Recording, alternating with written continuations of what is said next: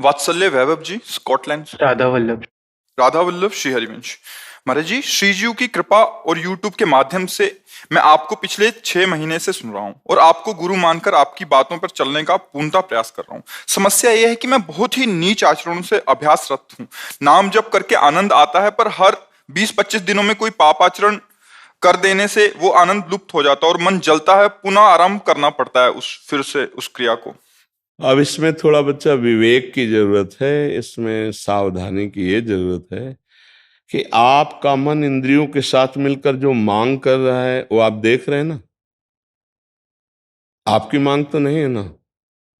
गौर से देखिए, बिल्कुल अंदर में, अगर आप हमारी बात तक पहुंच पा रहे हो, हर मांग मन में उत्पन्न होती है। वो किसी इंद्रिय के संयोग की होती है। मैं देखना चाहता हूं तो मन नेत्रेंद्रिय से मिल गया, मैं सुनना चाहता हूं तो मन श्रवणेंद्रिय से मिल गया, मैं भोगना चाहता हूं तो मन और जनेन्द्रिय त्वगेंद्रिय स्पर्श सुख के लिए लग गए। ऐसे ही वो मन हर मांगे करता है, चूंकि पूर्वाभ्यास उसका है। और आप ये जान रहे हैं कि वो मन की मांग है, आपकी नहीं है। आप फेल वहां हो जाते हैं जहां मन की मांग में सही बात का दस्तखत करके कि हाँ ये मैं देखना चाहता हूं, हाँ ये मैं भोगना चाहता हूं, मैं, जबकि वो इंद्रियों का विलास है, वहां आप फेल हो जाते हैं। अगर आप दस्तखत ना करें तो आपको कौन फेल कर सकता है, हमको बता दीजिए। मान लो आप नाम जप करते हैं तो हम जानते हैं कि आप मदिरा नहीं पीते होंगे, आप मांस नहीं खाएंगे, क्योंकि नाम जापक हो, भगवत मार्ग।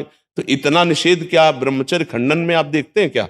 बिल्कुल वैसे ही घृणास्पद, जैसा मदिरा नहीं पी सकते उसी लाइन में तो लिखा है, जो इन दोषों के अंतर्गत लिखा है, पापाचरण के अंतर्गत, तो मदिरापान करना, मांस खाना, व्यभिचार करना, द्यूत कीड़ा करना, दूसरे का छल कपट से धन अपहरण करना, दूसरे की हिंसा कर, ये महापाप के अंतर्गत आ रहे हैं। कौन इसको महापाप समझ रहा है? व्यभिचार को कौन महापाप समझ रहा है? जबकि कानून और भारतीय संविधान जो हमारा है और शास्त्रीय संविधान, दोनों में निषेध है।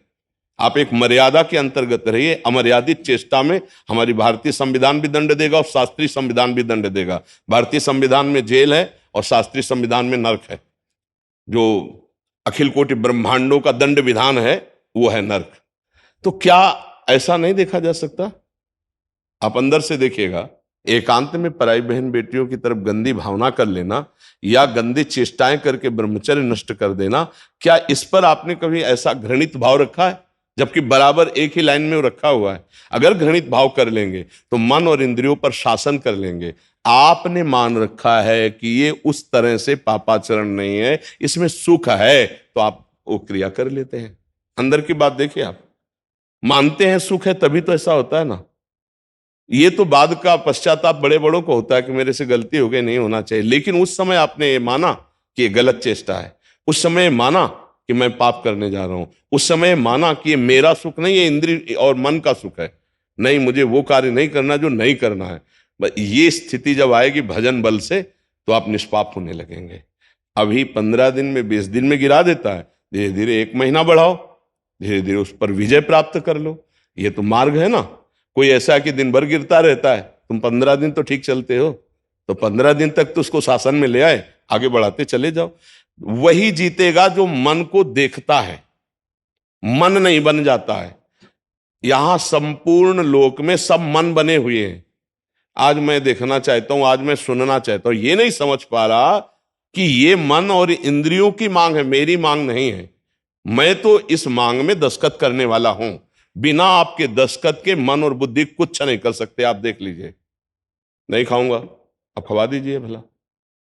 जब अंदर से आता है कि नहीं इसमें सुख है, यद्यपि गलत है, पापाचरण के लिए दस्तखत कर दिया। अब आपके बस की बात नहीं, आपको हर क्रिया वही कराएगा जो करवाना है। बस इसी को समझना होता है। मन को हमें देखना है। आप मन को देखने वाले हैं, आप मन नहीं है। इतना अगर अध्यात्म का प्रवचन सुना होगा तो इतना पता तो चल ही गया होगा। और देखो, जो जिसे हम मेरा कहते हैं वो मैं नहीं कभी हो सकता। आप इस बात को समझ रहे हो ना? मैं और मेरा में अंतर है। मेरा होता है जो हमसे अलग वस्तु होती है, और मैं स्वयं में होता है।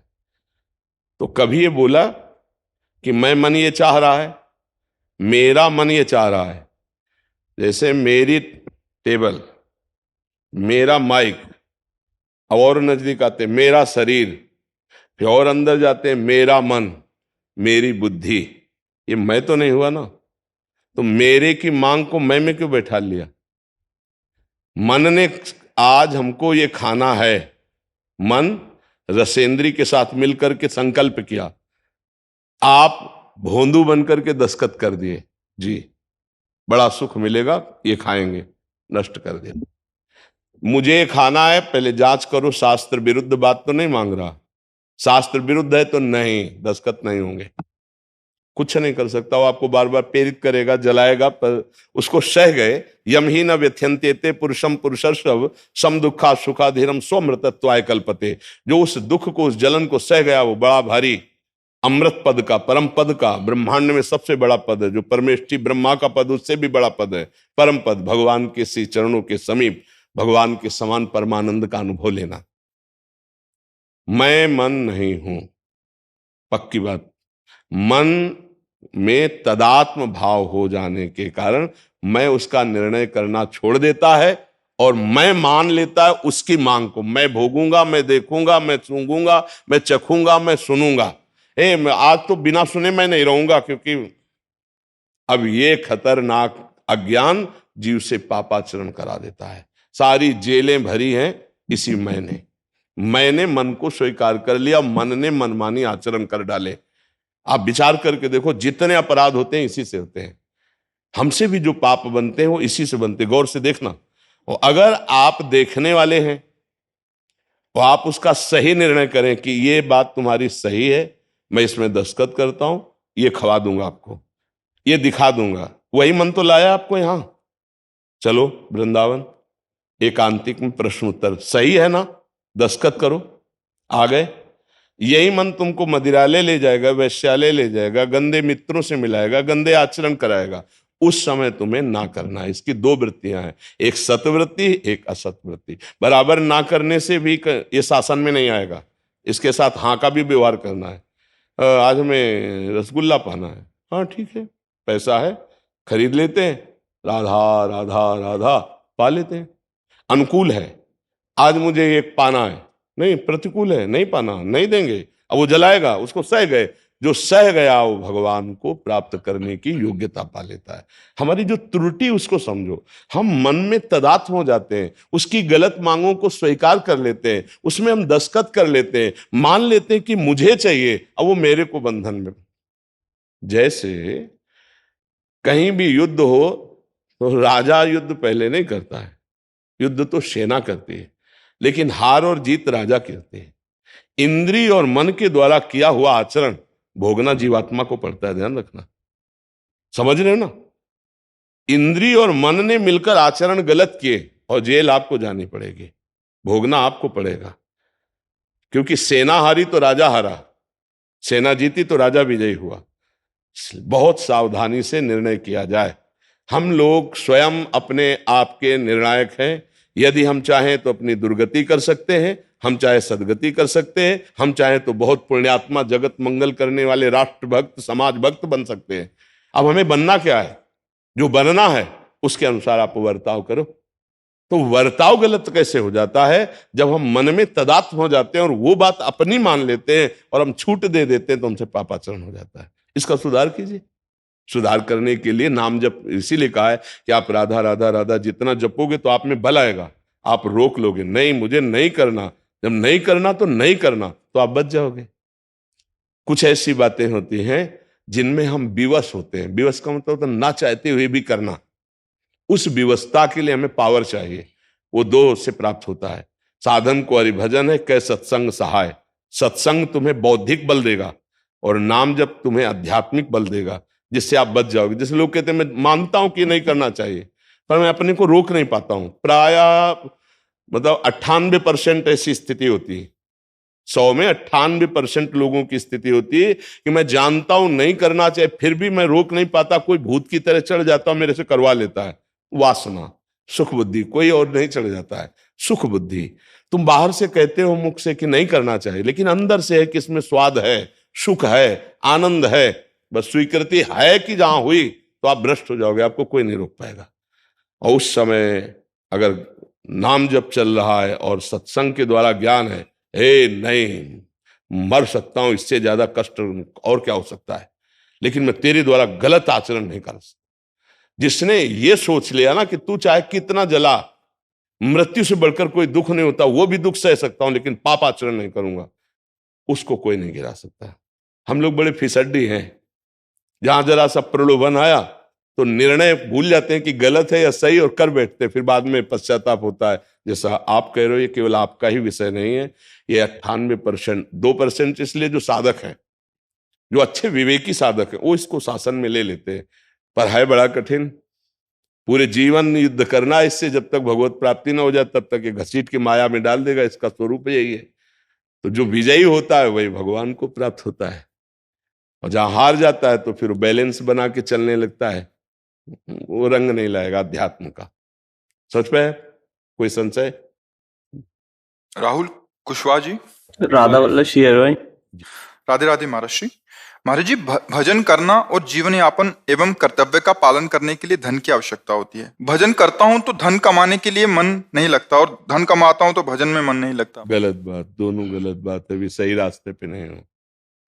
चक्रवर्ती सम्राट अम्बरीश जी हैं और महाभागवत है, सुदर्शन चक्र उनकी सुरक्षा में रहता है, अंग रक्षा में भगवान का, और चक्रवर्ती सम्राट राजा होकर के संपूर्ण शासन करते हैं। 14 वर्ष भगवान श्री राम वनवास में है और भरत जी अयोध्या का राज्य संभाल रहे, चक्रवर्ती सम्राट पद का, और रात दिन भजन कर रहे हैं। अभी मतलब लाइन क्लियर नहीं अंदर की। कर्तव्य का पालन करना और भगवान का स्मरण करना दोनों साथ साथ होते हैं। हाँ, अधर्म के द्वारा कमाया हुआ धन में रुचि नहीं होगी, लेकिन धर्म पूर्वक धन कमाना, परिवार का पोषण करना, अतिथि सेवा करना, समाज के कोई ऐसा दुखी, ऐसा अनाश्रित दिखाई दे उसकी सेवा करना, ये तो भजन वालों का स्वभाव होता है। ऐसा कैसे हो सकता है? उसमें मन ही नहीं लगता है। नहीं, मन को लगाना होगा। आज उसमें नहीं लगता, कल किसी और में लग जाएगा। मन की कोई अभी आप सिद्ध थोड़ी हो गए कि एक स्थिति हो गई। कबहू मन रंग तुरंग चढ़े, कबहू मन सोच करे धन का, कबहू मन नारी पियारी लगे, कबहू मन त्यागी चले बन का। क्या भरोसा इसका? यही स्थिति है महाराज से। नहीं तो हम आपको सुना रहे तो ये अनुभव के सुना रहे हैं। क्या भरोसा इसका? एक मन में वृत्ति आएगी, गंगा किनारे रहकर भीख मांग के खाएंगे, भजन करेंगे, समझ रहे हो? थोड़ी देर में वृत्ति आएगी संसार की, ये रंग बदलता रहता है गिरगिट की तरह। इसका विश्वास नहीं करना चाहिए। इसीलिए धर्म से चलो। जो सत्संग सुनते हो, सदैव अपने कर्तव्य का पालन करते हो, वीर बनो, कायर नहीं। भगवान का दास वीर होता है। जय गिर चरण दे हनुमंता, चले उस गा पाताल तुरंता, जिम अमोघ रघुपति कर बाना, ये ही भांत चले हनुमाना। है इतने दयावान, इतने कृपालु परम महाभागवत राम काज के लिए जा रहे हैं, हजार हजार दैत्यों को पकड़ के ऐसे मसल रहे हैं। कछु मारेस कछु मर्देस, कछु मिलेस धरि धूरी, कछु पुर जाय पुकारे प्रभु मरकट बल भूरी। भगवान का दास कायर नहीं होता है। जो काम मिला तो राम काज कीन्हे बिन मोय कहां विश्राम। क्या ये राम काज नहीं? माता पिता की सेवा करना, राष्ट्र की सेवा करना, समाज की सेवा करना, ये कायरता नहीं होती भजन में। हम लोगों का तो जीवन ही वही है। तुम तो 2-4 माला करते होगे, ड्यूटी बाय ड्यूटी है कि हमारा शरीर, हमारा जीवन जब तक काम करेगा, जब तक श्वास चलेगी, समाज को देना, समाज में अपने जीवन को समर्पित कर देना। और इसका फल क्या होगा? सबके हृदय में विराजमान भगवान हमसे प्रसन्न हो जाएंगे। बस नाम जब चल रहा है, समाज की सेवा चल रही, माता पिता परिवार है ना, तो वो भगवान है, वो सेवा दी है। सेवा में प्रमादी होना, ऐसा तो हमने कभी भक्त को नहीं पाया, किसी भक्त को नहीं पाया। आप विचार करो, अगर आपका भजन करने से मन ऐसा उपदेश कर रहा है तो गलत कर रहा है। सेवा से बचने वाला मन कायर होता है।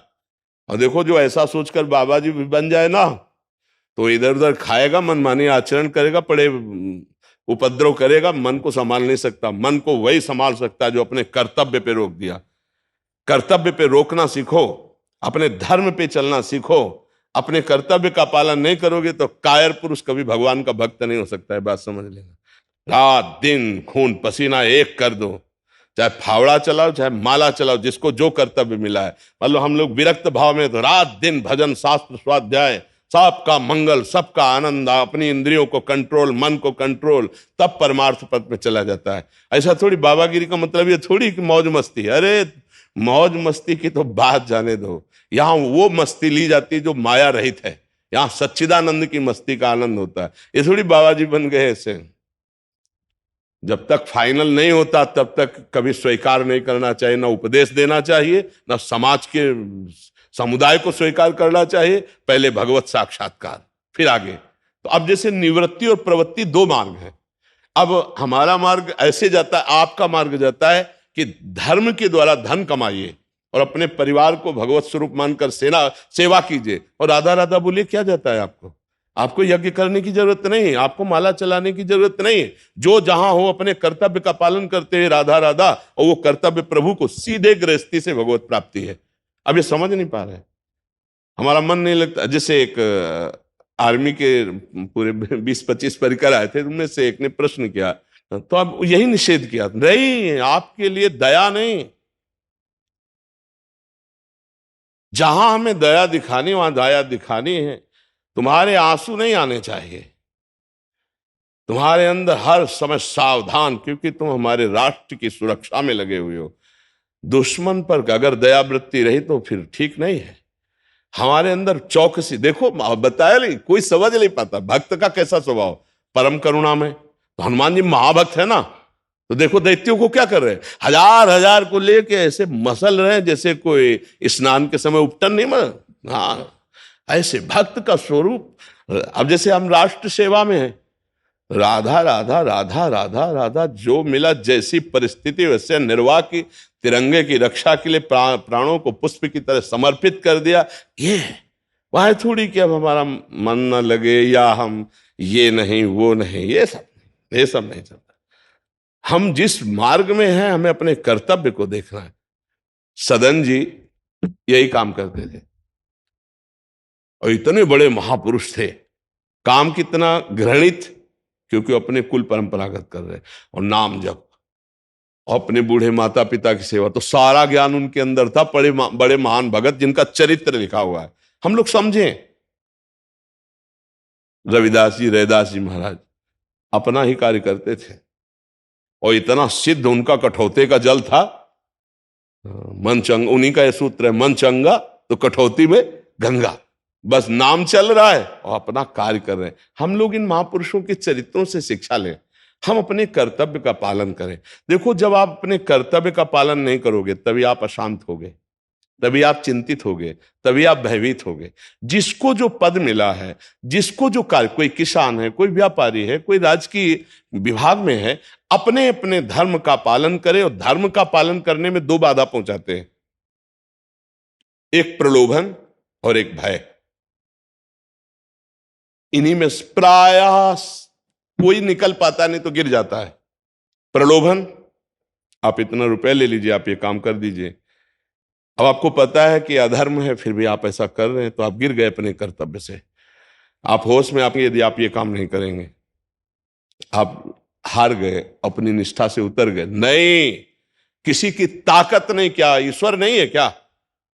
और अगर गोली लगनी है तो गोली लगनी है जिस मिनट में, जिस सेकंड में, उसी में लगेगी, जिस अंग में पक्का लगेगी। और नहीं लगनी है तो खरोच नहीं आएगी। ऐसे भी जो विधना ने लिख दिया, छठी राव के अंक, राय घटे न तिल बड़े रहुरे जीव निसंग, सुनो भरत भावी प्रबल बिलक कहो मुनिनाथ, हानि लाभ जीवन मरण जस अपजस विद्या। अगर गोली से मरना है तो गोली से मरेंगे, 100 बार नहीं मरना। अधर्म आचरण नहीं करेंगे, तुझे जो मारना हो, जब जैसा करना हो कर लेना। अधर्म आचरण नहीं करेंगे, नहीं करेंगे, खत्म खेल।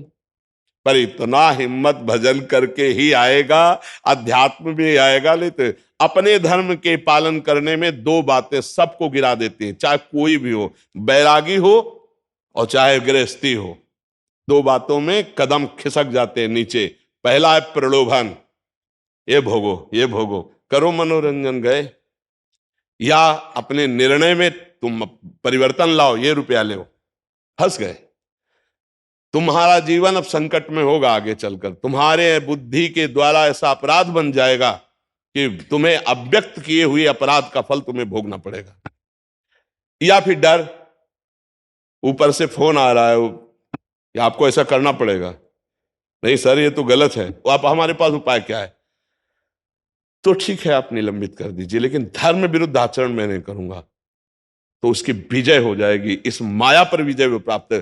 पर इतनी हिम्मत होना बहुत कठिन कि अब नौकरी छूट जाएगी, लड़का बच्चा का कैसे पालन होगा? चलो सर जैसा कह रहे हैं वैसा, गड़बड़ हो जाएगा। धर्म विरुद्ध आचरण वाला, हाँ बहुत बहुत गड़बड़। एक हमारे पास जब हित धाम में थे और इतना नाम जापक थे वो कि जब नजदीक आए तो वो पता चलता है ना जैसा, तो वो निरंतर नाम में थे। तो हमने कहा आपकी स्थिति ऐसे कैसे हो गई गृहस्थ में रहते हुए? बहुत ही शांत एकदम और बहुत ही सरल, और उनके शरीर से परमाणु निकल रहे थे नाम के, रात दिन नाम जप। तो उनका ऐसी स्थिति आपकी कैसे हुई? तो उनका हमें एकांत चाहिए तो आपको बता सकते हैं। तो उनका ठीक है। तो उस समय छोटी कुटिया थी, तो एकांत में उनको बुलाया, बैठे।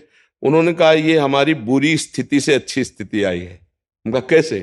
तो उन्होंने बताया किसी अधिकारी, बड़े अधिकारी पद में थे, तो उनको बड़ी रकम इस बात की केवल मिलनी थी, किसी बात के दस्तखत करने थे उनको, उनसे पास हो जाएगी तो उस फैक्ट्री का माल वो बिक सकता है, माननीय हो सकता है, ऐसा कुछ उन्होंने। तो मैंने कहा कि दिन में तो नहीं कर पाऊंगा क्योंकि बहुत, और हमारे मन में है कि एक बार मैं इतना लंबा कार्य कर दूंगा और बस फिर नौकरी का इस्तीफा दे दूंगा और वृंदावन वास करूंगा, भजन करूंगा, ऐसा लक्ष्य लेकर के।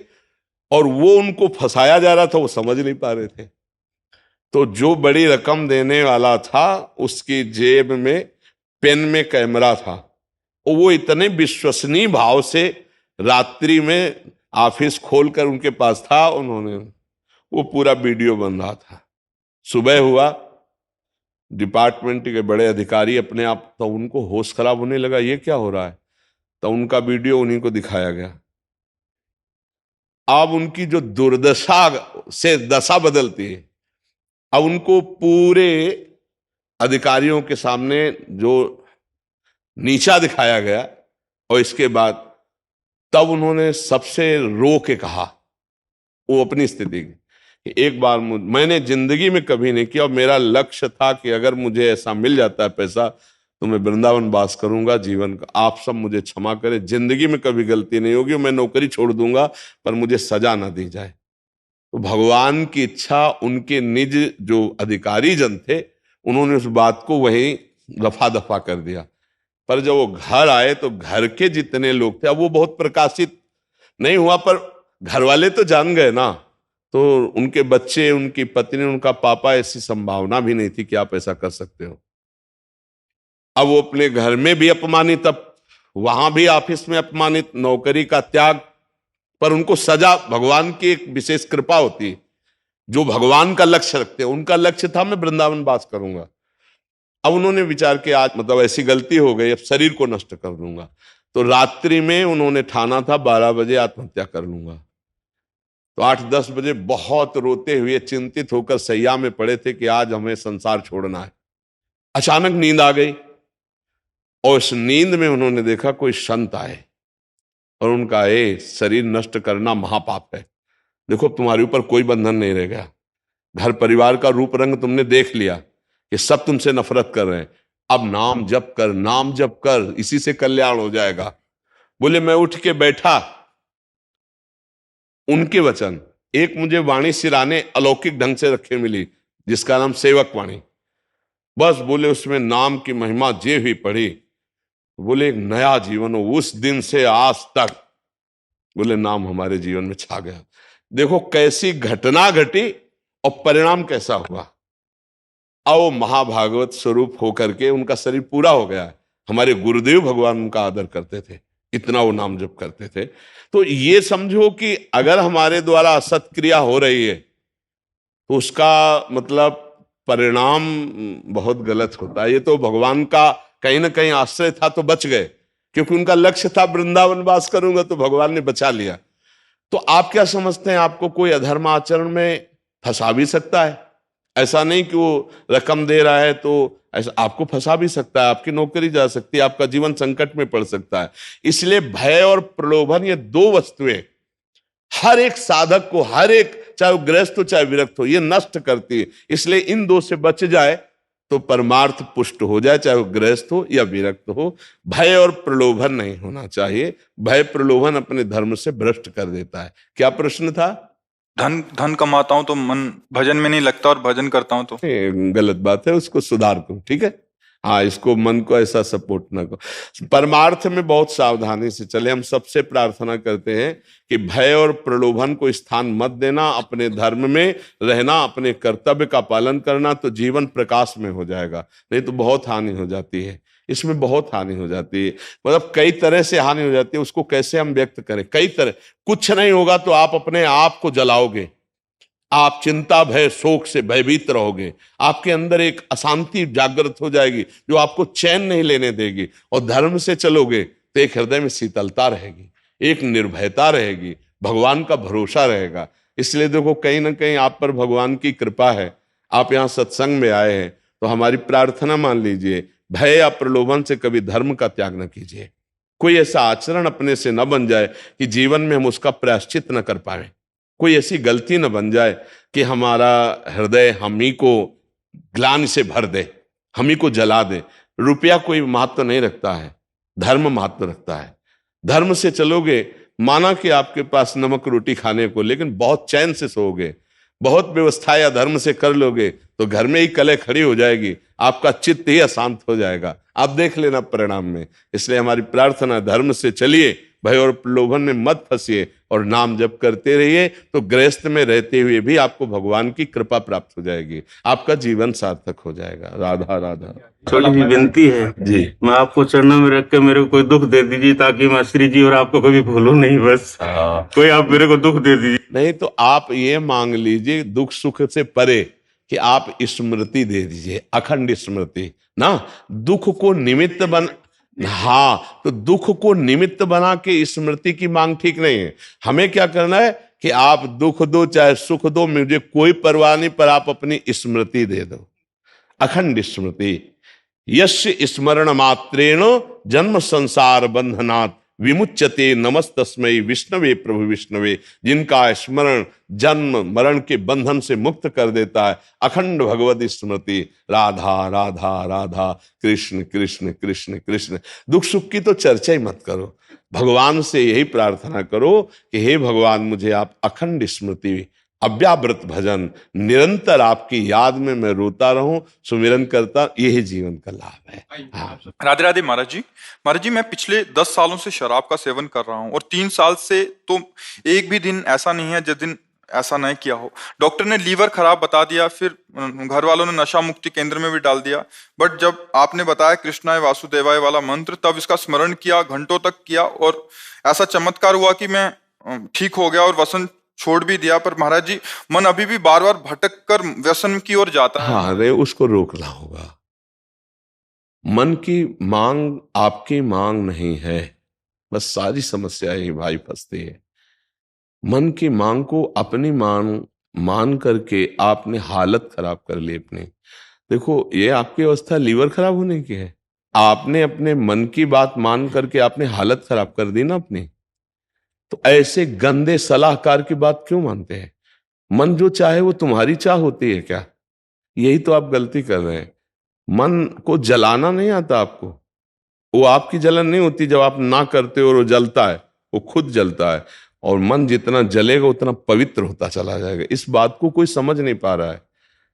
अभी वृंदावन में हो महाराज जी 10 दिन का, तो बिल्कुल मन मतलब बिल्कुल नहीं जाता, क्योंकि बार बार डर लगता है कि अब जैसे ही वापस जाएंगे घर में तो फिर वहीं दौड़ेगा मन। नहीं, मन दौड़े तो दौड़ने दो। जब भी ये जाप करता हूँ कृष्णा वासुदेव, इससे बहुत मतलब हिम्मत मिलती है इससे, हाँ, बहुत ज्यादा। आप आज हमारे सामने नियम लो कि हम शराब नहीं पीते। महाराज जी, वो तो नियम तो ले नहीं, ऐसा नियम नहीं।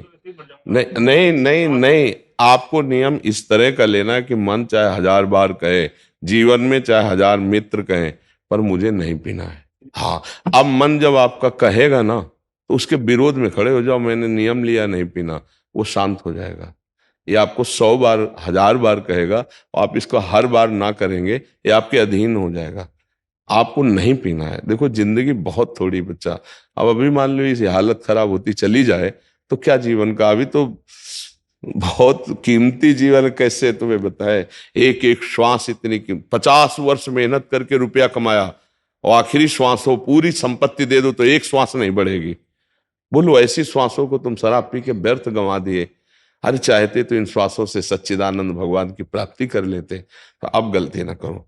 थोड़ा हमारी प्रार्थना है कि व्यायाम जरूर कीजिएगा। हाँ, व्यायाम जरूर। इससे क्या होता है कि हमारी जो नस नाड़ियाँ शांत हैं, जिनको हमें संचलित करना है, तो प्राणवायु का संशोधन और शरीर का व्यायाम ये सबको आवश्यक है। जैसे रफ्तार से 2-4 किलोमीटर दौड़ना, मान लो शरीर दौड़ने लायक जिनका ना हो तो चलना, थोड़ी देर आसन में बैठ करके प्राणवायु का संशोधन करना जरूर करना चाहिए। जीवन यापन के लिए हमको हमारा शरीर स्वस्थ रहना अत्यंत अनिवार्य है। हम ऐसा भोजन पाएं, ऐसे पेय पदार्थ पिएं जिससे हमारा शरीर स्वस्थ रहे। स्वस्थ शरीर है तो हम परिवार की सेवा कर सकते हैं, समाज की सेवा, और नहीं तो आप खुद अशांत रहेंगे। शरीर अस्वस्थ है, मानसिक अस्वस्थता है, आप जलेंगे। इसलिए ये गंदी बात बंद करो, शराब कभी मत पियो, और नाम जप कर ही रहे हो और इसको लगाने की चेष्टा करो, कार्य में लगाने की चेष्टा। आप क्या कार्य करते हैं? मैं कॉन्ट्रैक्टर हूँ, ठेकेदार सिविल। तो आपके लिए काम तो रहते हैं ना, आप मन को उसमें कार्य में लगाइए। प्रभु का तो नाम जपिए ही, पर कार्य में भी लगाइए। इसको ऐसे फंसाए रखो कि, पर आपके कार्यों में ऐसे मित्र बहुत मिलते हैं। हाँ, तो ऐसे दोस्त आए आसपास ही रहते हैं। हाँ, तो भाई इससे बचना। अगर बच गए तो जीत गए, नहीं पीना। और नहीं तो आप देख ही रहे हो, डॉक्टर ने आपको क्या बता दिया है, अगर उपद्रव करोगे तो सुख से हाथ धो बैठोगे। अभी सुख का अवसर है, अभी तो आपकी बुद्धि काम कर रही है कि आप हमारी बात मान रहे हो, नहीं तो ये ऐसी बुद्धि भ्रष्ट। 1 महीना छोड़ के आया हूँ महाराज जी, फिर आपके सामने बैठा हूँ। हाँ बिल्कुल, अच्छे। मगर अभी भी वो वैसे मतलब भागता है बार। नहीं, अब ना मानना उसकी बात। धन्यवाद, आप अपने जीवन को सुधार रहे हैं और बहुत उच्चतम, जिस ये जो है ना कृष्णाय वासुदेवाय, ये सब बंधनों से मुक्त कर देने की सामर्थ्य रखता है। बस इसको बार बार जपते रहिएगा।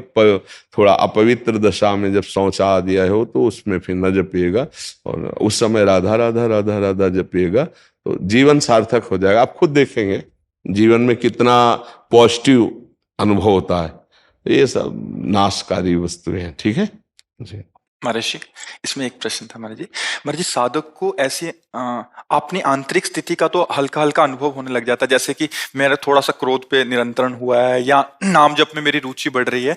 वो महाराज जी, वो कौन सा क्षण होता है जब एक दिव्य अनुभूति का अनुभव होता है? जैसे ये बात, जब मैं साधक हूं, इसका भी लय हो जाता है चिंतन के द्वारा, तब दिव्यानुभूति होती है।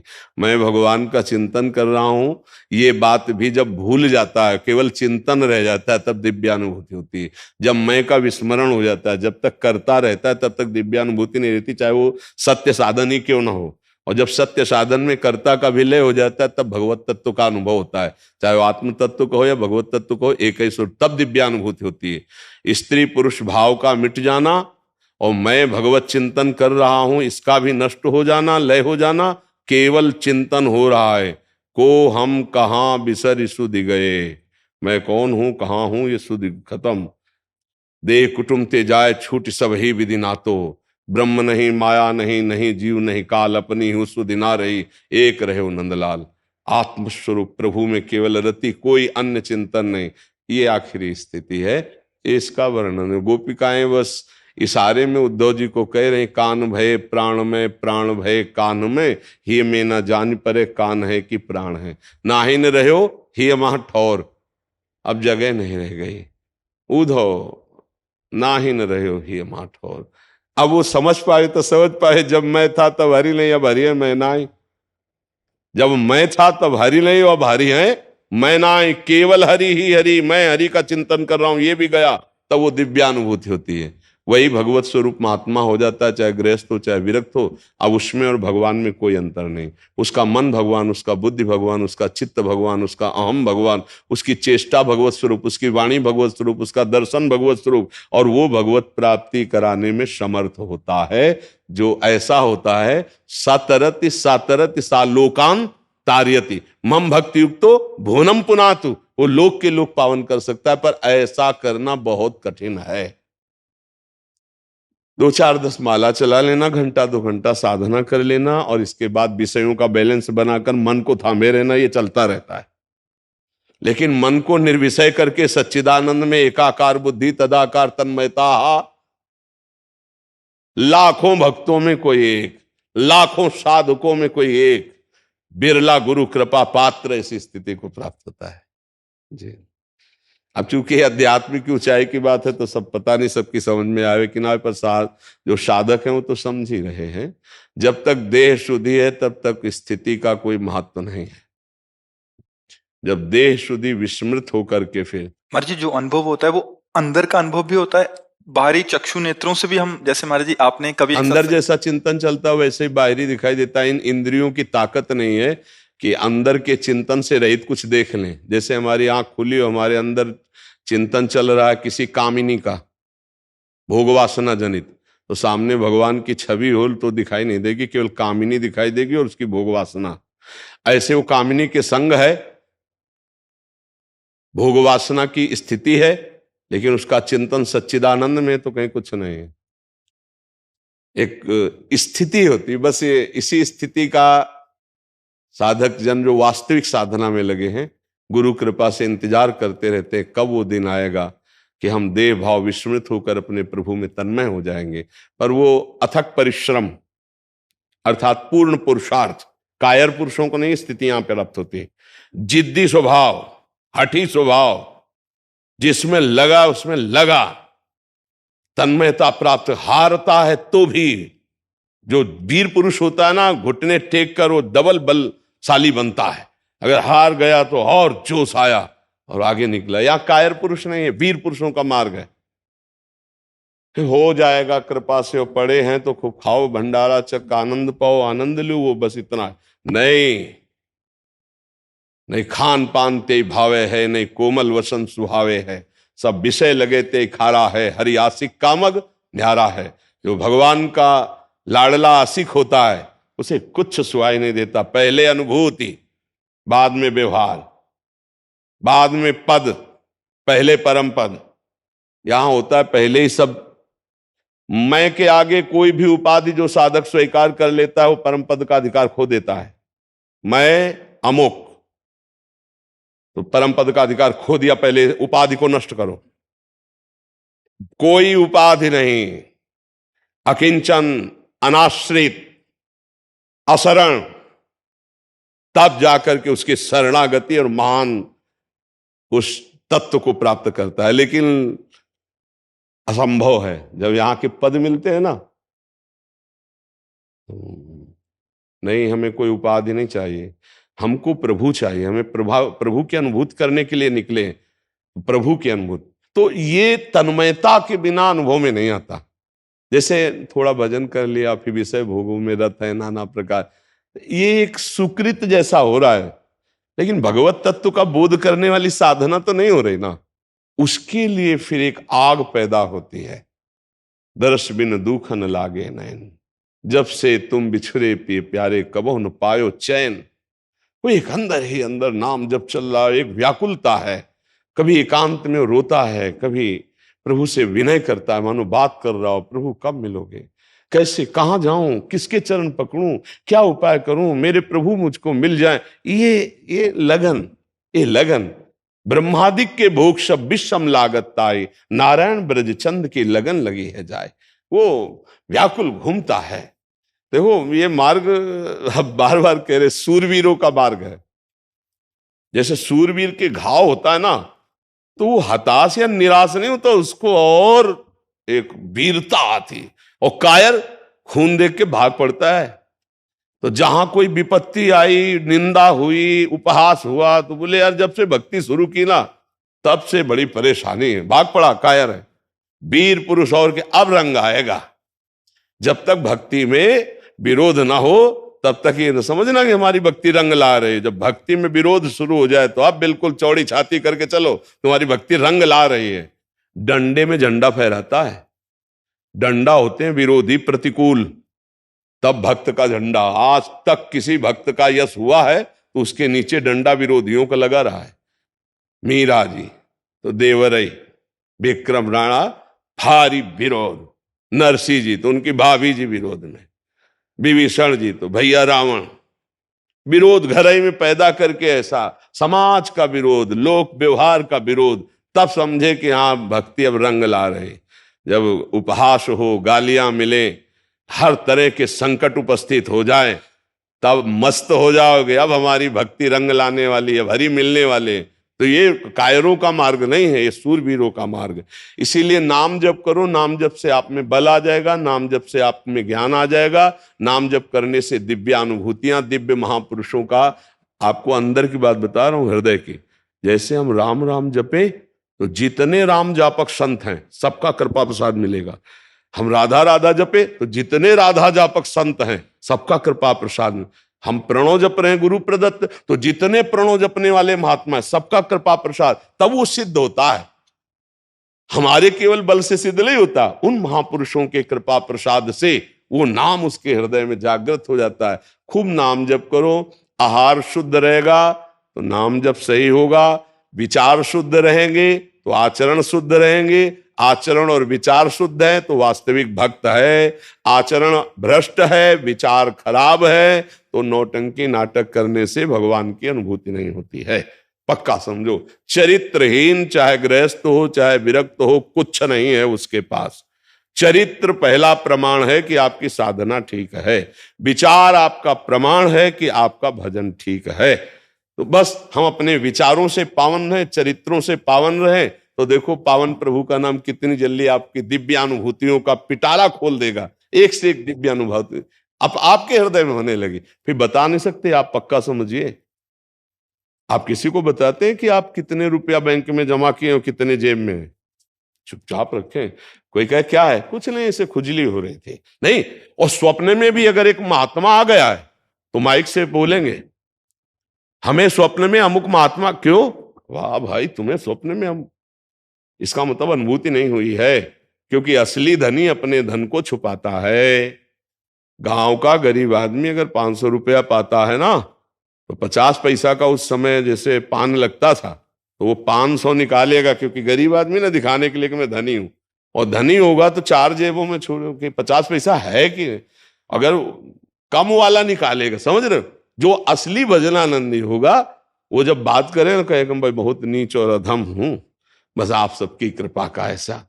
और जहां 2-4 माला होते हैं तब लगता है कि आप तो बाबा जी होकर उतना भजन नहीं करते जितना हम गृहस्थों के कहे ना कहे, अंदर रहेगा।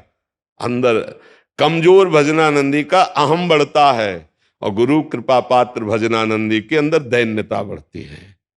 क्वाहम तुच्छा परम अधमा प्राण हो गर कर्मा। देखो महान भजनानंदी हनुमान जी, असमय अधम सखा सुन मोहू पर रखिए। जहां भजन है वहां दैन्यता है, जहां अहम है वहां विकार है। भजन का नाटक हो सकता है, भजन नहीं।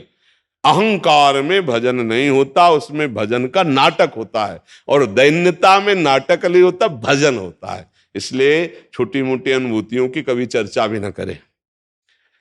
जिसका 1 अरब लक्ष्य हो उसे 100 रुपया दे तो खुशी होगी क्या? जिसका भगवान लक्ष्य है उसको छोटी मोटी अनुभूतियों से खुशी होगी क्या? वो और जल जाएगा। नहीं, मुझे आप चाहिए, छोटी मोटी अनुभूतियां सिद्धियां नहीं, मुझे आप चाहिए। भक्त को छोटी मोटी सिद्धि, छोटी मोटी अनुभूतियां कुछ नहीं। महान भूमा सुख की प्राप्ति के लिए अल्प सुख को वो त्यागता चला जाता है, तो उस महान सुख का, वो अपने लोग क्या छोटी सी अनुभूति अल्प सुखों में राजी हो जाते, तो भूमा सुख का अधिकार खो देते, और वो पलट करके विषय सुख में गिरा देता है, हम समझ नहीं पाते। ये अध्यात्म का मार्ग है, तो इसलिए अपनी अनुभूतियों को छुपाया जाए और खूब नाम जप किया जाए, अपने चरित्र की सुरक्षा की जाए, अपने आहार को पवित्र रखा जाए, अपने विचारों को पवित्र किया जाए। जी। नेहा जायसवाल जी, वाराणसी से। राधा वल्लभ श्री हरिवंश महाराज जी, आपके चरणों में कोटि कोटि प्रणाम। भगवान की बलवती माया बड़े बड़े ज्ञानी और सिद्ध जनों को भी प्रभावित कर देती है, तो हम जैसे संसारिक माया में फंसे हुए जीव कभी पैदल चलने वाले की टोल में चुंगी लगती है क्या? है? बड़ी गाड़ियों की लगती है, गाड़ियों की लगती है। भजन करने वाला आदमी जानते हो कैसा होता है? तृणादपि सुनीचेन तरोर्यु सहिष्णुना अमानिना मान देन कीर्तनी यह कभी माया परीक्षा नहीं ले सकते, कभी चुंगी नहीं लग सकती। बड़े बड़ों की लग जाएगी। तुम ज्ञानी हो, दो प्रश्न का उत्तर माया प्रश्न कर रही। लेकिन जो तृणादपि सुनीचेन, जो अपने को तृण से भी नीच समझता है, वृक्ष से भी अधिक सहनशील, भगवान के नाम जापक में सामर्थ्य होती है ऐसी। जो दूसरों को मान देता स्वयं अमानी रहता है, सदैव भगवान का नाम जप करता रहता है, माया कभी उसको परास्त नहीं कर सकते। मामे ये प्रपद्यन्ते माया में ताम तरंते थे। कुछ बनोगे तो प्रश्न हो जाएगा। भगत तो भगत के लक्षण होते हैं, आप प्रश्न माया रख देगी, पार हो। कुछ नहीं, भगवान के चरणों में है। बड़े नीच हैं हम, बड़े अधम। देखो भक्तों की भाषा देखो, जैसे हनुमान के असमय अधम सखा सुन, विभीषण जी से कह रहे असमय अधम सखा सुन। सबरी जी कह रहे अधम ते अधम अधमत हित महाप्रभु कह को हम तो छा परम अधमा प्राण होगर कर्मा, कुछ न बनो। बोले हम संत तो परीक्षा माया करेगी। संत के लक्षण होते, आप इनमें पास होइए फेल हो जाओगे, भक्त फेल हो जाओगे। तृणादपि सुनीचेन, चैतन्य महाप्रभु कहते हैं तृण से भी नीच अपने को जो समझता है तो वो पार हो जाता है। जैसे आप कहते हैं ना कि फिर हम लोग किस गणना में है, किसी गणना में नहीं, इसीलिए तो पार हो जाओगे। जो कोई उपाधि, कोई पद, कोई योग्यता, फिर प्रश्न आ जाएगा। कोई उपाधि, कोई पद, कोई योग्यता नहीं तो कोई प्रश्न नहीं होगा, सीधे प्रभु के समीप पहुंच जाओगे। ऐसे भगवान ले चलते हैं अपने भक्त को। जैसे छोटा बच्चा लड़खड़ा के चलने लगता है तो माँ ऐसे चलाना सिखाती है कि गिरेगा तो मेरी बाहुओं में, तो करो सदा तिनके रखवारी किनके, जो केवल भगवदाश्रित है, कोई अभिमान नहीं, कुछ नहीं, कोई पद नहीं, कोई प्रतिष्ठा नहीं, बहुत छोटा बन करके निकल जाओ माया से। दो ही माया से निकलते हैं, एक बहुत बड़ा, इतने बड़े बन जाओ कि सबको समेट लो अपने में। अहम ब्रह्मास्मि ज्ञान, वही ब्रह्म स्वरूप में तन्मय हो गया, कोई नहीं बचा। साप चराचर जगत ब्रह्म में, सर्वम खलमिदम ब्रह्म, और वो ब्रह्म मेरा स्वरूप, मेरी आत्मा, सब आत्मस्वरूप, खत्म। इतने बड़े बन जाओ, और या इतने छोटे बन जाओ, तृण से भी अपने को लीच समझ लो। ये भक्त होता है, वो ज्ञानी होता है। अब बीच वाले नहीं, इतने बड़े बनो कि कोई तुम्हारे अलावा रह ही ना जाए, तो बड़ा कठिन होता है। ज्ञान के पंथ कृपाण के धारा, परत खगेश लगे नहीं बारा, गिरने में देर नहीं लगती है। इसमें नहीं, इसमें भगवान का भरोसा, अपने को नीच समझना, तो चुपचाप सर झुका के निकल जाओ, यहाँ कोई प्रश्न नहीं करेगा माया का। बड़ों में प्रश्न होता है, जो ना पूरे बड़े बने और ना पूरे नीचे बने हैं, ये जो बीच में चल रहे हैं ना, इसी में सब प्रश्न होता है। जहां कहीं अहम आया, माया प्रश्न खड़ा कर देगी। जब गरुड़ जी व्याकुल हैं तो भगवान शिव उमा जी से कहते कि मेरे पास भी आए थे, लेकिन हमने गौर से देखा कि गरुड़ जैसे महाज्ञानी को ये कैसे संशय हो सकता है। तब देखा कि कीन हो इसका बहु अभिमाना, सो खोवंचा कृपा निधाना, का अभिमान किया हमें लगता है, इसीलिए माया ने भ्रम पैदा कर दिया। जाओ, कैसे अभिमान दूर होगा, पक्षियों के राजा हो, जाओ काकभूषुंड जी के पास और वहां बैठो जमीन में नीचे, तो तुम्हारा अभिमान दूर हो जाएगा। भगवत कथा सुनो। गरुड़ महाज्ञानी गुण राशि स्वयं भगवान के वाहन, उनको संशय कैसे? कहीं भी जहां अभिमान आ गया वहीं प्रश्न खड़ा हो जाएगा। अभिमान रहित दैन्य भाव, तो माया नाम की कोई वस्तु ही नहीं है जो आपको परास्त कर सके। मां माने नहीं या माने जो है ही नहीं, वो परास्त क्या करेगी? रस्सी में सांप दिखाई दे रहा था, फनकाड़े, लेकिन जब नजदीक गए तो रस्सी ना, वो कभी सांप था ना है न रहेगा। ऐसे ही मत्ता परतरम नान्यत किंचित अस्ति धनंजय, भगवान कह रहे हैं धनंजय अर्जुन, मेरे सिवा कुछ नहीं है। ये जो भगवान में माया भास रही है, ये अज्ञान के कारण, केवल भगवान ही भगवान। जैसे रस्सी में न सांप था ना है, पर दूर से ऐसा लग रहा है फनकाड़े बैठा हुआ है। अब या तो इतनी लंबी टार्च हो आपके पास कि सीधे आपको रस्सी दिखाई दे, वो है ज्ञान।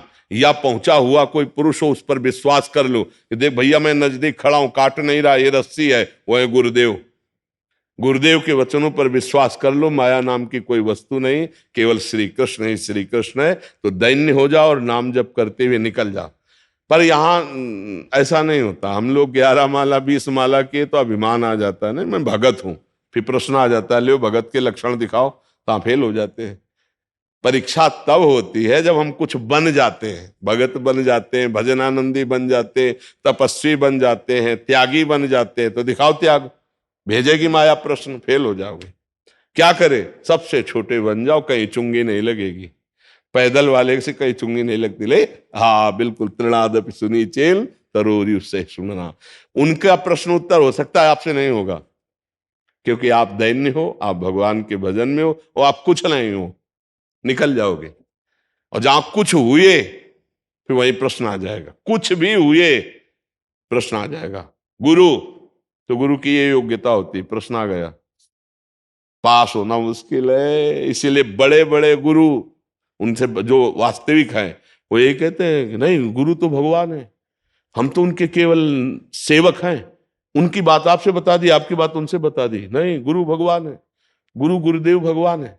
हर गुरु से पूछो, कहेंगे हमारे गुरु वो, हमारे गुरु वो, हमारे गुरु। और सब जगह जब जाकर के अंतिम में पहुंचे तो वंदे कृष्णम जगत गुरु, आए ना वही, बस यही बात। कुछ नहीं बनना, कुछ बन गए तो प्रश्न आ जाएगा, कुछ भी बने हो, आप बनने में सबको सुख मिलता है, तो माया प्रश्न कर देगी, तुम हो, लो भक्त। देखो एक बड़ा सूक्ष्म विषय तुम्हें बता रहे हैं। राजसूय यज्ञ में ये था कि जब महान भागवत पा लेंगे तो शंख बज जाएगा। सब पाए, ब्रह्मा जी और शंकर जी सब पाए, लेकिन शंख नहीं बजा। तो युधिष्ठिर जी ने भगवान से कहा कि प्रभु, इतने बड़े बड़े भक्त संत महात्मा ब्रह्म ऋषि आए और शंख नहीं बजा। तो उन्होंने कहा, हां, दैन्य कोई महापुरुष ने नहीं पाया। सब कुछ है, कोई ब्रह्म ऋषि है, कोई भगवान के स्वरूप है, कोई परमेष्ठी पद में है, कोई सब है, लेकिन दैन्य जो कुछ नहीं हो। तो उनका प्रभु ऐसा भक्त कहां मिलेगा? बोले आपके ही नगर में है। बोले प्रभु, हम ऐसा महान भागवत है, हम जानते नहीं। बोले नहीं, आपके यहां रोज दोना पत्तल उठाने आता है, स्वपच वाल्मीकि। प्रभु वो भजन? बोले हाँ, उनका निमंत्रण करो, अगर वो आके पाले तो शंख बज जाएगा। तो भीम और अर्जुन जी को भेजा निमंत्रण के लिए। वो डलिया, झाड़ू, दोना पत्तल उठा के जो मिलता उसे, वहां जब घर में गए तो उनके अश्रु चल रहे थे, वाल्मीकि, स्वपच वाल्मीकि, और भगवान से निवेदन प्रार्थना कर करके रो रहे थे। भगवान की छवि विराजमान घर में, वो भागवतिक परमाणु जाके प्रणाम किया भीम अर्जुन ने, तो कांप गए। अरे मालिक, हम तो आपके नौकर हैं, ऐसा कैसे? तो उनका नहीं, आपको हम निमंत्रण करने आए हैं, राजसूय यज्ञ की पूर्णता के लिए भगवान ने आपको चुना है। तो बस ऐसे दृष्टि गई और कहा, नहीं जीने दोगे आप एकांत में? भगवान से नाराज हुए कि नहीं जीने दोगे। अब आप राजा हैं, ये प्रणाम करेंगे, निमंत्रण देंगे, जाएंगे, सब लोग क्या समझेंगे कि कितना महान भागवत है, सब आके यहाँ हमारा एकांत भंग। पर अब जैसी आप इष्ट हो, जैसी आपकी रुचि। तो कहा कि निमंत्रण तुमका मालिक रोज जूठन पाते हैं आपकी, उसी से पेट भर। बोले अब नहीं, भगवान ने बता दिया है, अब कल हम आपको लेने आएंगे, आप चलेंगे हमारे यहाँ। बोले जो आज्ञा प्रभु की, जो इच्छा। सादर उनको लाया गया और रात भर पकवान द्रौपदी जी ने बनाए, उनको बैठाला गया। तो बाहर बैठे थे दरवाजे, नहीं, अंदर उनको आसन दे के, पैर धो के, उनको ऐसे। सब लोग आश्चर्यचकित थे राजसूय यज्ञ में जो आए थे कि ऐसा। और जब उनके आगे भोजन परोसा गया तो विविध पदार्थ, तो उन्होंने सब एक ही मिला दिया, खीर, सब्जी, ऐसे। तो द्रौपदी जी के मन में आया कि आखिरकार अगर कोई राजा महाराजा होते तो अलग अलग स्वाद लेते, पूरी रात रसोई बनाई और सब एक ही मिला दिया। शंख नहीं बजा। युधिष्ठिर जी ने कहा, प्रभु ये भी पा लिए, शंख नहीं बजा। तो बोले इनके प्रति कोई वैष्णव अपराध कर दिया है, इसलिए शंख नहीं बजा। आपका कोई निज जन इनके प्रति दोष दर्शन किया। तो द्रौपदी जी ने कहा, प्रभु हमारे मन में आया था, इतनी मेहनत करके रात में अलग अलग बनाया कि भाई ये कलहरी सब्जी, ये अमुक सब्जी, ये अमुक दाल, ये अमुक, और ये खीर और दाल और सब एक ही में मिला दिए। तो हमें लगा कि आखिरकार राजा महाराजा होते तो जानते ना कि उसका स्वाद क्या होता है अलग अलग। तो उनका पूछ लो, इन्हीं भक्त से पूछ लो, इन्होंने क्यों मिला दिया। तो उनसे पूछा कि आपने क्यों मिला दिया। बोले हम पदार्थों का स्वाद नहीं लेते, हम तो प्रसाद पाते हैं। पदार्थों का स्वाद तो हमारे प्रभु श्री कृष्ण लेते हैं। अगर हम पदार्थ पाएंगे, उसका स्वाद लेंगे, तो हमारी भक्ति क्षीण हो जाएगी। ये भगवान का प्रसाद, इसलिए किसी भी पदार्थ में स्वाद बुद्धि न रह के प्रसाद बुद्धि हो, इसलिए हम सब एक में मिला करके पाते हैं। द्रौपदी जी इसका प्रणाम करो, क्षमा मांगो इनसे। जे ही प्रणाम किया, क्षमा याचना की, तत्काल शंखनाद हो गया। पूरी राजसूय यज्ञ की पूर्णता स्वपच वाल्मीकि जी के प्रसाद पान। क्यों? क्योंकि अति दैन्य, कुछ नहीं है कहीं भी हृदय में, नहीं कि मैं भगत हूं, मैं कुछ नहीं जिनके हृदय में, वो भगवान उनको सर्व पूज्य बना दिया। तो ये बात समझनी है कि जो कुछ नहीं उसके आगे कोई प्रश्न नहीं होता, जो कुछ बन जाता है उसके आगे प्रश्न हो जाता है। तो आप कुछ नहीं है तो आपके आगे प्रश्न क्यों आएगा? अगर आप बड़े बन जाएंगे कि बड़े बड़े ज्ञानियों को माया, तो वो बड़े बड़ों के आगे प्रश्न आता है। आप बड़े बनोगे तो प्रश्न आ जाएगा, आप कुछ नहीं रहोगे तो आपके आगे प्रश्न नहीं आएगा। किसका प्रश्न है? आप समझ पा रहे हैं? ये सब भक्तों के लिए। इसीलिए जितने बड़े बड़े महापुरुष ऐसे ही रहे, कृपा करो कृपा करो करो, सबके चरणों में झुकना। माया कभी सताए हो जाए कि हम कुछ ज्ञानी विज्ञानी, तो फिर प्रश्न आ जाएगा, फिर परास्त हो जाओगे। माया पर विजय श्री कृष्ण कृपा से प्राप्त होती है। वो कृपा होती दैन्य पर। यही दरबार दीन को आदर, रीति सदा चले आई। भरत जोशी जी, जी भानु प्रकाश जोशी जी और रेखा जोशी जी, जी जी। महाराज जी आपके चरणों में कोटि कोटि प्रणाम। महाराज जी, क्या बिना नहाए कभी अपवित्र अवस्था हो तो श्री जी को दंडवती प्रणाम का नियम कर सकते हैं? कर सकते हैं। शौच जाने के पहले, अगर शौचालय गए हैं तो पवित्र होके ही निकले। शौचालय के बाद पहला काम होना चाहिए पवित्रता। हस्त प्रक्षालय रज से जरूर करें, साबुन आदि से तो कर ही ले, रज से करें। फिर वही वस्त्र सूती धारण करे जो धो सके। नहीं तो बाथरूम तो एक पर्सनल होते हैं कि आप उतना ही वस्त्र धारण करो जो धो सको, अन्यथा अगर वो वस्त्र शौच में पहन के गए और फिर बाहर निकलते हैं तो आप अपवित्र ही माने जाएंगे। वस्त्र का, शरीर का पवित्र होना उपासना में अत्यंत आवश्यक है। तो जब आप शौचालय नहीं गए तो आप नाम जप सकते हैं, आप मंत्र जप कर सकते हैं, आप श्री जी की दंडवत कर सकते हैं। फिर जब सेवा में पहुंचना है तो फिर स्नान आदि। अच्छा, गृहस्थी में यदि गृहस्थ धर्म का उपभोग किया है, फिर स्नान के बाद ही कोई कार्य करें। पहला काम होना चाहिए उठ के नाम जप करो, जाओ स्नान करो, शौच स्नान, फिर कार्य करो। अगर आप संयम से रात्रि व्यतीत किए हैं, पवित्र नहीं है, तो आप कर सकते हैं।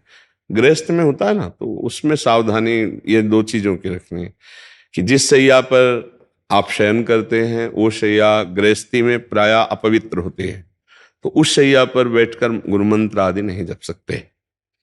आप उसमें नाम जप कीजिए, फिर पवित्र होइए, फिर आसन पे बैठ के जप कीजिए। अब जैसे साधु महात्माओं की शैया होती है, परम पवित्र होती है, तो जगह जब मंत्र शुरू कर दिया, फिर शौच स्नान गए, फिर तो ये चीजें थोड़ा ध्यान रखने की बातें हैं। अगर आप पवित्र हैं तो आप दंडवती कर सकते हैं। आप अगर ऐसा, तो फिर आप स्नान आदि के द्वारा, क्योंकि आपका प्रश्न सब गृहस्थों के लिए उत्तर होगा, तो इसलिए ऐसा। महाराज जी, क्या श्री जी की सेवा में दूध आदि को ठंडा करने के लिए फूंक मारना सही है? या नहीं वो पवित्र नहीं माना नहीं नहीं, बिल्कुल नहीं। उसके लिए आप वो जो छोटे पंखे होते हैं उनसे किया जाता है। क्योंकि हम, अगर आपको चेक करना है तो जैसे हम बात कर रहे हैं, आप ऐसे शीशा या कुछ आप रख दीजिए, कागज ही रख दीजिए, तो हम चाहे जितना संभाल के बोले छिट्टियां आ जाएंगी, क्योंकि इसमें रस निकलता रहता है। तो जब ऐसे करेंगे तो हमारे थूक के साथ कोई न कोई कण गिरेगा, वो अपवित्र हो जाएगा, भोग लगाने योग्य नहीं होगा। कुछ भी ऐसे नहीं। अगर रसोई भी बनाने का नियम है तो उसमें फोकनी रखी जाती थी, ऐसे डालेंगे तो वायु वहां शुद्ध होके जाएगी, बीच में जैसे कण भी थूक के निकले तो वो फोकनी में ही रह जाएंगे। तो अग्नि पवित्र और रसोई पवित्र बन रही है। कुछ पवित्रता का जो निर्वाह है, ठंडा करने के लिए छोटे पंखे आते हैं, ऐसे हाथ से पंखे कर दिए, थोड़ी देर में ठंडा हो गया उचित, और फिर भोग लगा दिया। मुख से तो ना करें ऐसा। और रसोई बनाते समय बातचीत करने के लिए भी मना किया गया है, क्योंकि हम जैसे आटा लगा रहे हैं, बातचीत कर रहे हैं, अगर चिट्टी पड़ गई तो भोग लायक नहीं रहा। हम अंदर नाम जप करें, बात करना है, जैसे गुरुजनों से जैसे बात की जाती है ना, जैसे खड़े होकर बात करना हो, तो ये पद्धति है। ऐसे करके बात की जाती है। उसे सभ्य जो पुरुष बात करेगा अपने गुरुजनों से, श्रेष्ठ जनों से, तो ऐसे बात करेगा जी, ऐसे कि कहीं मेरी थूक की छिट्टी सामने मतलब ना चली जाए, ऐसे करके बात करेगा। तो ऐसे ही हम जैसे रसोई बना रहे हैं, हमें कोई बात करनी तो ऐसे रसोई से हट के जी ऐसे बात किए कि हमारी कहीं रसोई जो अमनिया हो रही उसमें कहीं आवाज के उच्चारण मात्र में कहीं थूक की छिट्टियां ना चली जाए। तो ये पवित्रता भाव सारा खेले ना, मेरी श्री जी भोग पाएंगी, तो भाव है ना, तो ऐसा कर लो। महाराज जी, क्या श्री जी के प्रसादी पुष्पों को गौ माता को आहार के लिए दे सकते हैं? जरूर दे सकते हैं, अगर वो सम्यक पा जाए तो। अगर वो छोड़ देती हैं तो एक किनका भी प्रसादी पुष्प का जो श्री जी के श्रृंगार में लगा है, उस पे जब आपका पैर पड़ेगा तो सारे पुण्य नष्ट हो जाएंगे। इसीलिए उसको सुव्यवस्थित करके, जैसे हम यमुना जी, गंगा जी जहां धाराएं हैं, तो धारा से 10 हाथ पहले बालू खोद लें और खोद के उसमें नीचे करके ऊपर से बालू डाल देते हैं। जब गंगा जी की बाढ़ आएगी तो उसमें, और वो अंदर ही वहीं रेती पे है तो परम पवित्र स्थान है, और किसी के ऊपर बालू कर दिया तो अब पैर किसी के लगने वाली बात नहीं रह गई। ऊपर से, क्योंकि ये पृथ्वी भगवान शेष जी के फड़ पे ही तो टिकी है, कहते नीचे तो है तो भगवान है, शेष जी के फड़ पे टिकी हुई है। तो हम ऐसे मर्यादा से कर लें। जैसे हम गाय को डालेंगे तो हमें लगता है सम्यक वो प्रसाद भावना से गाय तो पाएगी नहीं, तो गाय माता ने पूरा खा लिया था लेकिन गुलाब के पुष्प छोड़ दिए थे, तो वही हम कह रहे, एक भी पंखुड़ी अब वो पैर में पड़ेगी तो हमारी उपासना भंग हो जाएगी। पवाने में कोई दोष नहीं। मान लो गुलाब का फूल प्रसादी होता था, हम ही पा लेते हैं। श्री जी ने विराजमान, मान लो राधा नाम विराजमान है, वो गुलाब के फूल में विराजमान, तो पूरा प्रसादी है, तो प्रसादी हम पा लेते थे। तो वो बात अलग है। अब अगर एक, जैसे हमें राधा वल्लभ लाल जी की प्रसादी माला पहनाए जाते हैं तो सबसे पहला काम ऐसे करते हैं, वैसे कहीं पंखुड़ी ना गिर जाए। प्रसादी का बहुत बड़ा महत्व है, तो इसलिए ऐसा हमें लगता है कि उसे एकत्रित करते जाओ, और फिर जब महीना 2 महीना में कहीं पावन सरोवर, नदी आदि के समीप जाओ तो खोद करके उसे हम गाड़ देते हैं। क्योंकि प्रवाहित करने पर ये होता है कि लहरों के द्वारा फिर किनारे लगा तो किसी के पैर में लगे। और पवित्रता अगर हमें यमुना जल की चाहिए तो हम जैसे दोना, पत्तल ये सब ऐसे फेंकेंगे, तो उसमें तो हम थोड़ा यमुना जी के भी लिए तो वो हम उनको रज में ऐसे करके अंदर दबा देते हैं, तो बहुत सुंदर व्यवस्था रहेगी। उससे वो दबे भी रहेंगे।